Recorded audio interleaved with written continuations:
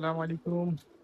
Actually আমরা গিরিবাজ কিভাবে লাগাই, যেমন এই বাচ্চাগুলো লাগাতে দিয়েছি, কিন্তু আহ, একটা কষ্টের ব্যাপার হচ্ছে আমাদের রেসারে যতটা সহজ বাচ্চা লাগানো তার থেকেও অনেক অনেক অনেক বেশি কঠিন হচ্ছে আপনার আহ, গিরিবাজের বাচ্চা লাগানো। সত্যি অনেক কঠিন। যেমন প্রথম তো ওদের ট্র্যাপিং এর অবস্থা তেমন একটা সবাই করে না, যেমন এখানে আমার ট্র্যাপিং অবস্থা নাই। ইন ফিউচার যদি বড় ভাই দেয় তাহলে হবে ইনশাল্লাহ। সো এটা আমরা আগেরকার স্টাইলে আমরা পালি। সো আগেরকার যেভাবে করে আমরা উপরে দিয়েছিলাম, নিচে দিয়েছি এখন। রোদটা একটু কম আছে যেহেতু আকাশটা মেঘলা, আবার কখনো রোদ। আহ, তো আমি এটা মোটামুটি 5 দিন রানিং তাদেরকে এভাবে রাখছি। এই পাশের বাচ্চাগুলা লাগাই ফেলছি আলহামদুলিল্লাহ।